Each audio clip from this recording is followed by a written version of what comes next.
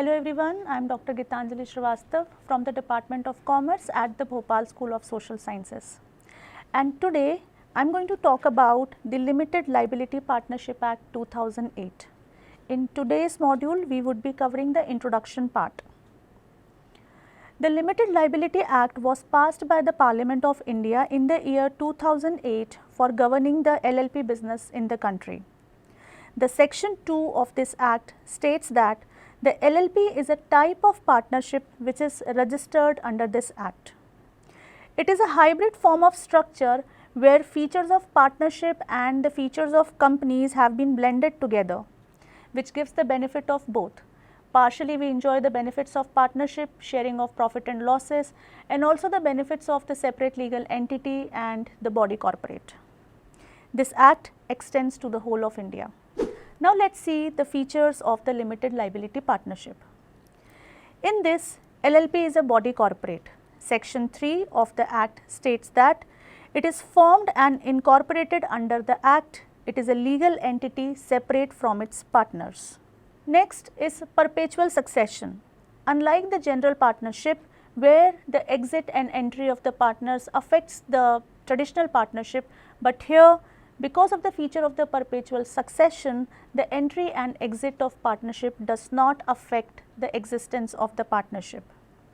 The retirement, the insanity, insolvency or even death of one or more partner will not affect the existence of the LLP. Further, it can enter into a contract and hold the property in its own name. Separate legal entity. Just like a corporation or a company, it has a separate legal body. Hence, the creditors of the LLP are not the creditors of the individual partner, or we can say the partners are not personally liable for the creditors. Their personal property, their personal liability will not arise in case of any default. The LLP is whole sole responsible for the payment to the creditors. The next is mutual agency. Another difference between an LLP and the partnership firm is that independent or unauthorized actions of one partner do not affect the liability of the other partner. All the partners are the agent of the LLP but not to each other. They do not bind each other in their work. LLP agreement is must here. In the traditional partnership, we know that the partnership deed can be oral, can be written, the partnership firm can be registered and can be unregistered, but in case of LLP, it is very much important, which needs to be submitted to the registrar at the time of the incorporation. Now let us see what is LLP agreement. The LLP agreement records the matters agreed between the LLP members in relation to the internal workings of the LLP. In the absence of the LLP agreement, the relationship between the partners and the LLP will be governed by the first schedule of the LLP Act. Next is artificial legal person. For all legal purposes, LLP is an artificial legal person. A legal process creates it and has all the rights of an individual. It is invisible, intangible and immortal, but not fictitious since it exists. The next is common seal. If the partner decides, the LLP can have the common seal. It is not mandatory although, but however, if it decides to have the seal, then it is necessary that the seal remains under the custody of the responsible officials, that is mainly the designated partners. The limited liability. According to section 26 of the Act, every partner is an agent of the LLP for the purpose of the business. However, he is not the agent of the other partner, and that is the very unique feature of the limited liability partnership, that no partner is responsible for the act of another partner. All the partners are the agent to the LLP but not to the other partners. The minimum and the maximum number of partners in LLP, since it is a partnership, so it is obvious that minimum 2 number of partners are required to form the partnership, and there is no upper limit for the maximum partners.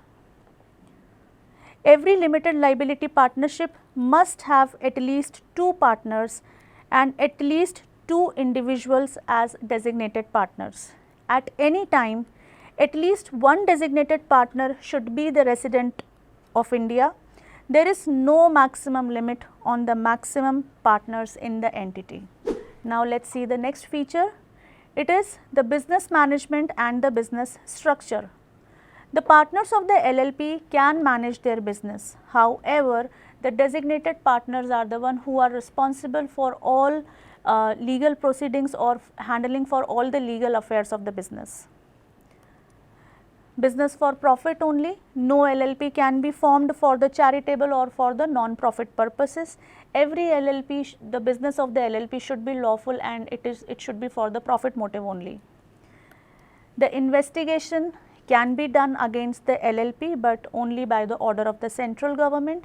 For that we have the registrar, we have the inspectors or the liquidators from the central government, and maybe the persons responsible from the government authorities who takes this decision, maybe after the complaint of the whistleblowers or maybe by the maximum number of members who can ask for the investigation.